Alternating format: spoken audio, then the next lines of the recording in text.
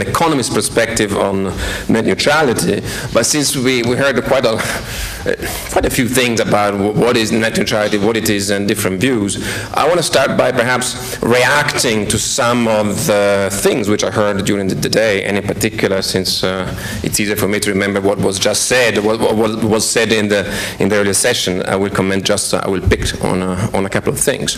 One thing that Tim said is that when he did his search in May on SSRN, which is a place where lots of people put their own papers that you can download for free, he found 90, and I'm sure now it will be over 100 papers which have the word net neutrality or network neutrality in the title. So that seems like a big number. I will argue that it isn't. And in fact, there is very little good economic work available out there, okay? Very little and sound economic results that we should trust with a certain degree of confidence, so understanding the assumptions, the consequences of those assumptions, and the robustness of the result. The other comment which I want to have, which is a reaction to a previous presentation, we heard before the break someone saying that actually whatever we are saying here is can be scientific or academic. The real world is different. The big telcos, they need to invest. They need the money to invest. So I react to that provocation with another provocation by saying that kind of statement is utterly unscientific and unacademic. We are precisely here as academics to have our own integrity to see whether whatever one of the interested parties says, that this should be taken as for granted, or we should criticize that. So again, that's a provocation to the provocation, and to add it on the table, this is a joke of course, on the table of the presenter, I found a welcome from British Telecom here. So it's sorry, I should have said Deutsche Telekom. You see, I'm biased from where I come from. So one point that is important to remember is that most of the papers, the policy papers available so far are advocacy pieces, okay? There's lots of money involved, lots of money, these big bucks everywhere in the world, not just in the US, in Europe, everywhere you go, there's lots of money at stake. These are giants, both on the ISPs and the content providers side. So as you might expect, of course, they do their job, they want to make money. I also don't have a problem with that. And they commission studies. And most of these studies are lobbying piece of studies to be presented in front of some regulator, of some Congress, etc. So we should know that these are advocacy pieces and not necessarily scientific pieces, although this is an interesting game of lots of the economic consulting companies and the economic consultants. When they act for one of the interested parties, they like to publish their papers on SSRN because then it's more scientific, but it isn't, okay? Scientific for us, and I have my academic hat on my head, is when you are subject to serious and scrupulous refereeing process in top academic journals. So this is what is accepted as scientific work, which is more of this work we should do. So, and also it's interesting that to see even very high caliber economists, Tim mentioned even no less than Gary Becker, okay, Nobel Prize laureate. He recently has one of those advocacy pieces, which was published in a non-refereed journal, which is actually edited by another top economic consultant. So we have to be very, very careful. And I understand exactly what we're talking about. The good thing about academic economists in the US when they do consulting is that they put up front who they work for. Okay? They're very transparent, and transparency is good. So they say, we acted on behalf of Verizon, like it is the case for Becker et al. Okay?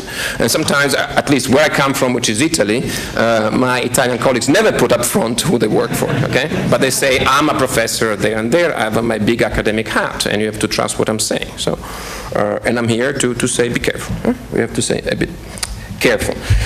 So the network we are talking about, the internet, so you see how complicated it is. I'm not going to be able to give you a consistent picture of this.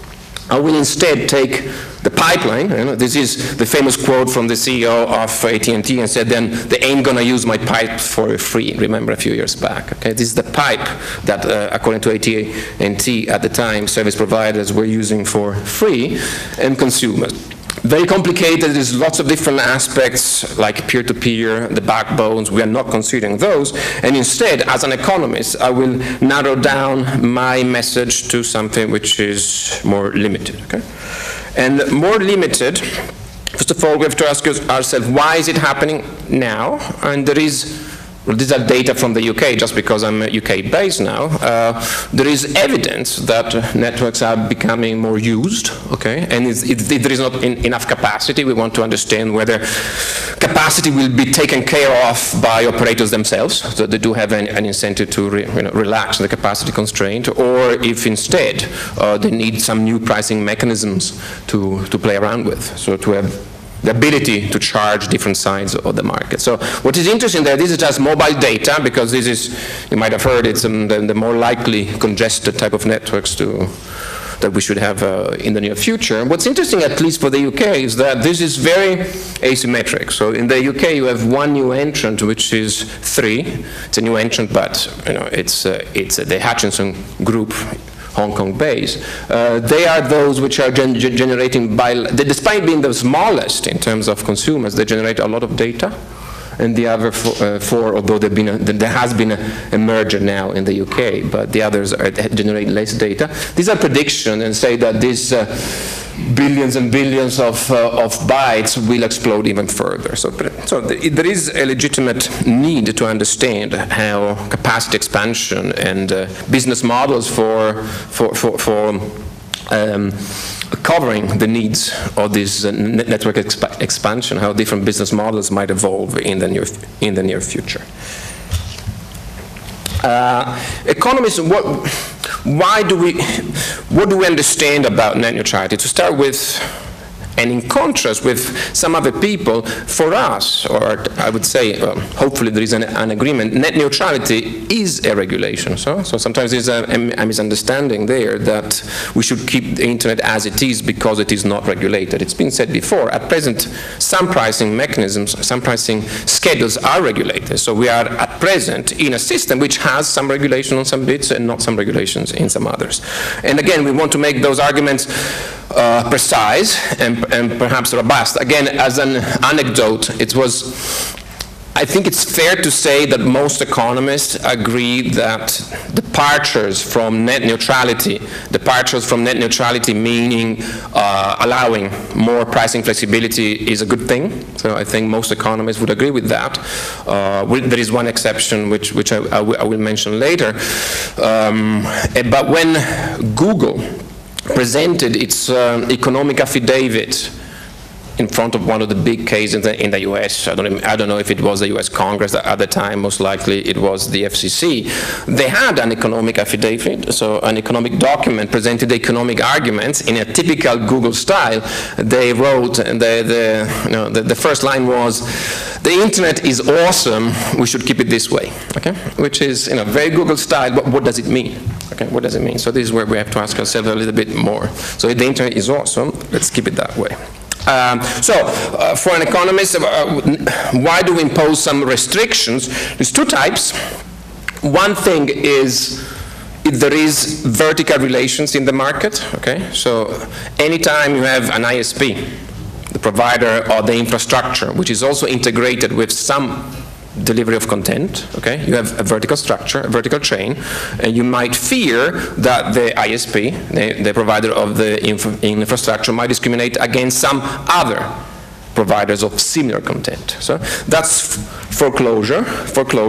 And a similar question, it's a related question, it's sabotage. So you may have price and non-price instruments, okay? Foreclosure, you can set a price which is so high for another provider of content that this provider will give up, okay? Will just not deliver any content. The non-price mechanism would mean to degrade the quality of the good. To degrade, it can be, like making it very slow, whatever content. One message that we have from the economic literature on this, which is perhaps surprising the first time you hear it, but once you think about it, it's actually one of those pretty robust things, is that sabotage, you understand the word sabotage? Like sabotaging, like degrading quality, if you prefer that. Sabotage is a consequence of some regulation. So sabotage can be a market phenomenon only in regulated environments. That sounds strange. Why is that? Because in an unregulated environment, so why do you sabotage? You sabotage because you want to reduce some quantity of some provider because it may be competing against yourself. How do you reduce the quantity? You turn off the tap. You make it slower. You do something like that. But if instead of this non-price mechanism, you did something else, you increase the price for that guy, you can achieve the same result by making it more expensive, and you earn money. So using a price mechanism always dominates over a non-price mechanism. It's only under the circumstances where, for whatever reason, there is a regulation in place on that price, that sabotage may emerge from the market. So one takeaway message, which is, again, obvious for the economists, but not obvious at all for the non-economists, is that sabotage of all the concerns we might have about degradation of quality, of having preferential access to one type of content, exists only to the extent we also simultaneously somehow restrict the price to that application. Okay? If we didn't restrict the price, there would never be sabotage. There may be something else. I'm not saying that it would be good to exclude via the price. No. Okay? But the evidence of sabotage, it means that there is evidence of some regulation going on somewhere. Okay? So that's one thing. So this one aspect which has been considered by economics. The other aspect has been alluded to before many times is, what are we trying to achieve with the price structure? What type of allocations? So is it efficient? Is it inefficient? And the key here is that we are in a market with different sides, and I will comment on this. So first thing, a little bit, I'll expand on the first bit, foreclosure, the vertical relations. Can we have some analogy from something we already know?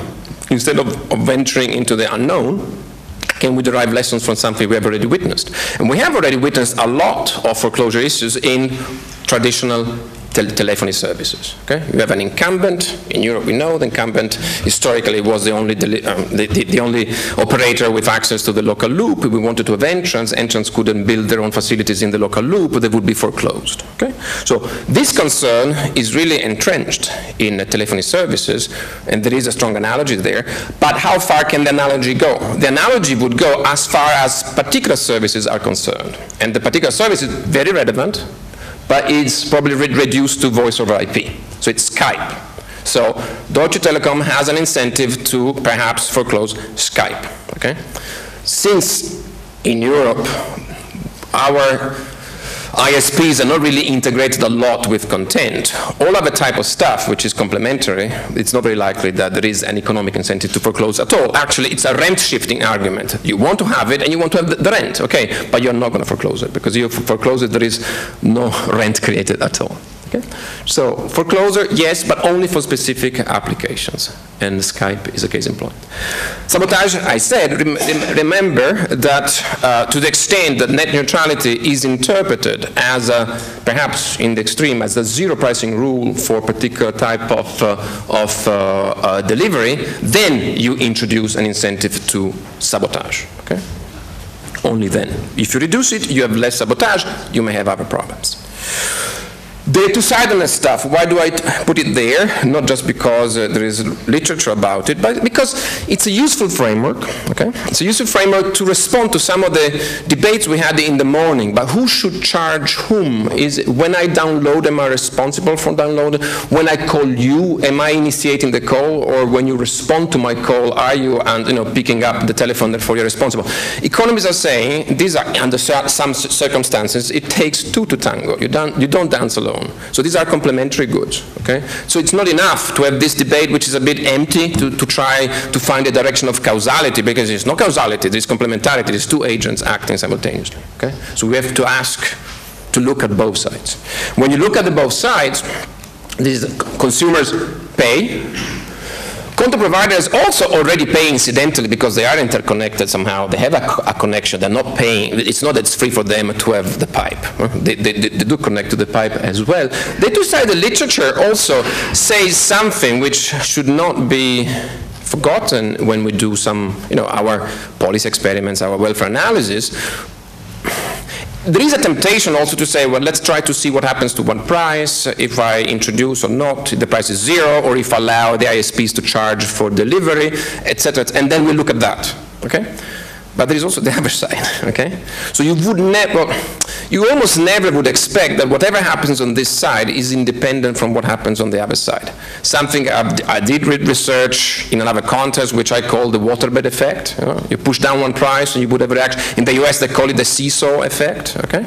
And it's quite natural, sorry? And it's very, very natural to have that. If you are expecting some rent on one side of the market, you may actually subsidize the other side of the market. You may even make losses there. You give out something for free. Imagine, I don't know, free-to-air television, or imagine those free newspapers that you find in the London Underground that give them out for free because they expect to make money from advertising. It's two sides, okay? They provide a platform when there is readers and advertisers. Of course, if you, for any reason, regulate the advertising rate, okay, you would not expect those newspapers to continue to be given away for free, right? You would expect some rebalancing somehow. So also we should not forget that. What can I say from this complex? And I am with Tim when he says, I don't know, but he's exaggerating. Of course, there's a lot of things that he does know, and it's good to say that we know less than we actually do.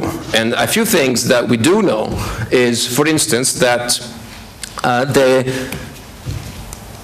in these markets with different sides, the crucial thing is to understand, and this again, for those which are involved in policy, these would be the empirical parameters you want to ask. These two sides, each side is bringing benefit on the other side. An extra user brings some particular potential extra advertising revenues to content providers. That's one externality. And the extra content provider gives user extra variety, a benefit from variety. We do like variety. So these things are and the crucial things, who should be charged more depends on the relative balance of those two benefits on the two sides. So if we understand those, we understand in particular the side that brings a higher externality to the other side should be treated better, okay? Should be, say, to the extreme subsidized. And the other side should pay for it. Why? Because it brings, the side that brings the externality should be incentivized to join. The other message that we have from this literature, and look at this, it's a particular picture which I want you to see because of what I'm going to say next.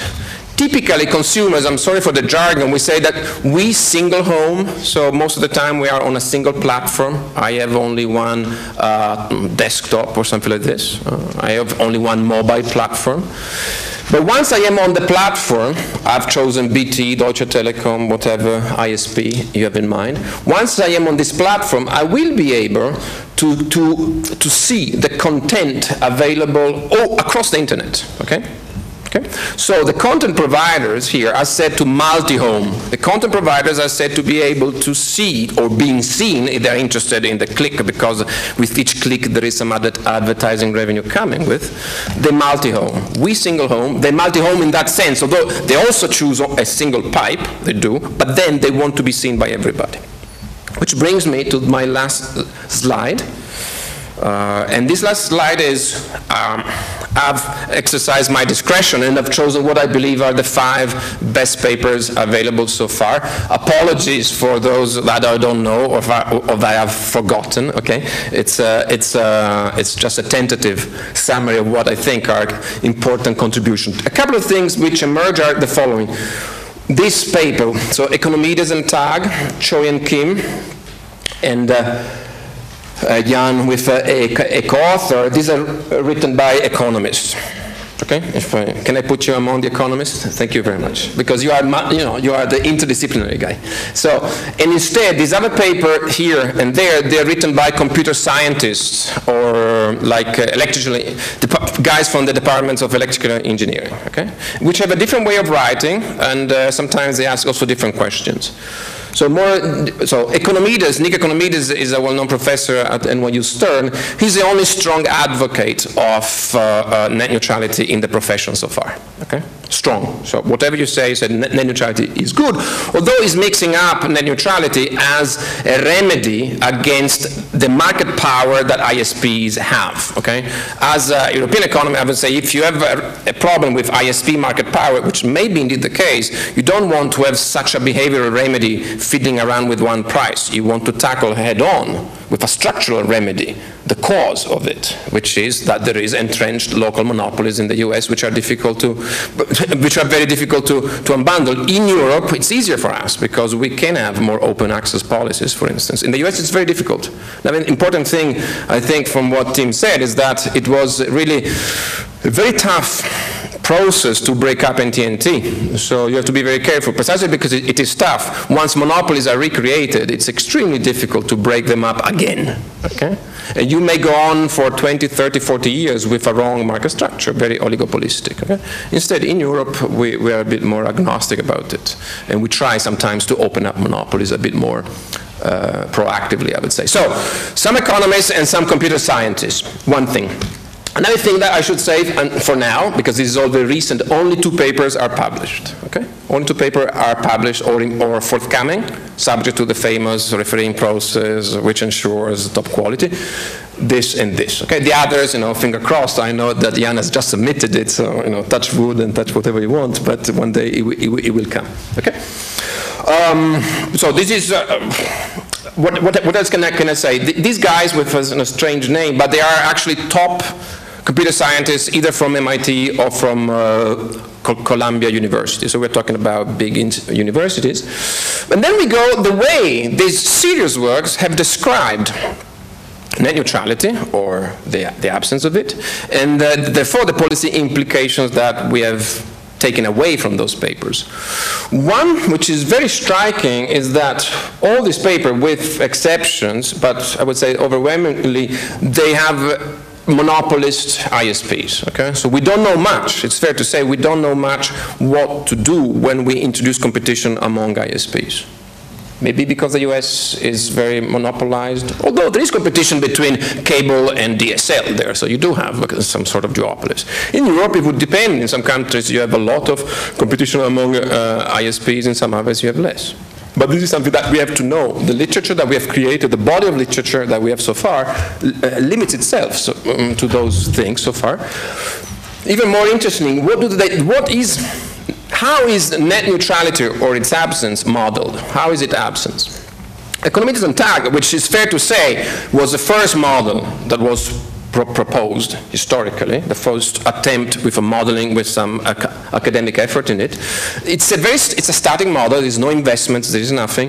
It's basically a situation where either with net neutrality the ISP charges 0, or all of a sudden there is a price. But there is not a price for extra quality, for priority, no, there is an extra price. So you're basically considering, in one case, the ISP has a termination bottleneck, which can exploit, and you're comparing it with another situation where the termination bottleneck doesn't exist because the price is 0. Remember, why is there a termination bottleneck? Because every content provider has to go through the ISP to contact every user, the multi-home, and they see the entire set of users. So that's what they do. There is a small section with some competition, but it's more shaky. There is no investment of ISPs. In the basic model, there is very little investment also on the content provider side. Okay? But there is multi-homing in the first part. Multi-homing, again, it means content providers will see all the users on the ISP network. Now I come to the best paper published so far. Okay? Choi and Kim in the Rand Journal of Economics came out this year, top journal in the field of industrial organization and economic theory, very good journal. They model net neutrality in a different way. They borrow elements from operation research, these ways of modeling queues of traffic, and either best effort means an average treatment on everybody, or you do some treatment where somebody's treated like, imagine you're at a supermarket, and then if you have priority, you can jump in front of the queue, okay? Or instead, if you don't have a priority, you arrive and wait until everybody else in front of you is actually served. But those with priority will always go in front of you, okay? We hate those, eh? Or those with, you know, when they have frequent flyers and they go to the business thing, they are the guys which have the priority. So they do model that, okay? They do model that. There are some technicalities involved. Interestingly, now, with or without net neutrality, there is always a price. So it's not that the content provider does not pay under net neutrality. They do price for the average quality.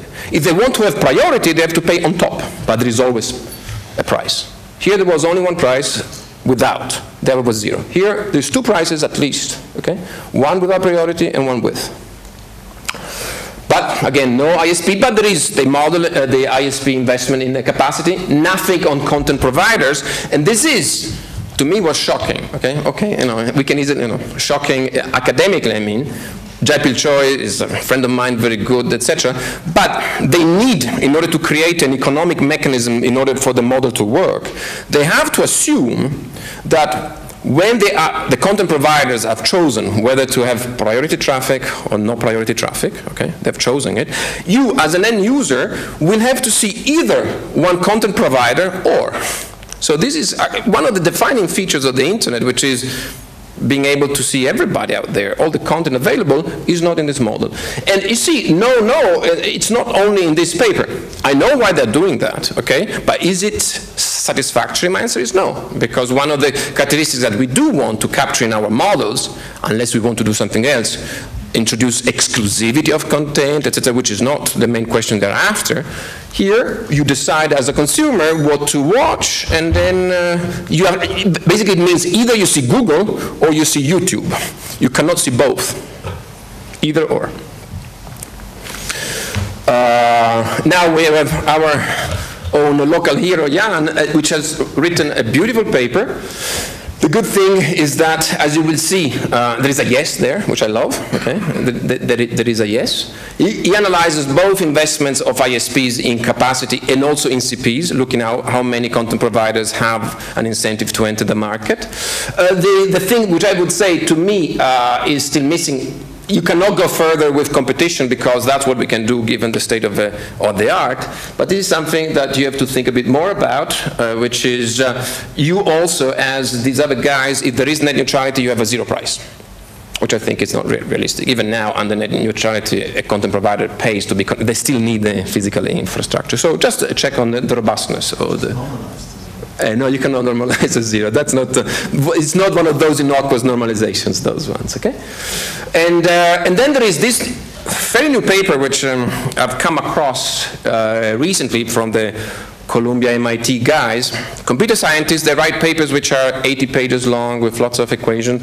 Very difficult to read. Okay, very difficult to read. They do a lot of things, but very ad hoc. Because this is where they challenge us economists in bringing extra arguments into the picture, but they take such ad hoc assumptions that I don't know what exactly they mean. So the bottom line is, perhaps I've qualified what Tim said when he said we don't know. It's not true. We know a few things and we want to know more, okay? We don't have a final message to say net neutrality is good, is bad. We want exactly to understand under what condition and want to spell out those conditions. And that's exactly what at least our job as academics should be, with our PhD students, and try to come up someday with conferences like this, discussing about assumptions, discussing about the details, okay? Because details do matter, of course. We will be able, I hope, to come up with some useful policy guidances. But so far, the policy guidances we have received were coming from a totally different angle. They were coming from starting the world is complicated, the world is driven by other things, and therefore, please don't do anything, or just let us do whatever we want, signed Verizon. And this is something that obviously we cannot accept, as simple as that. Thank you very much.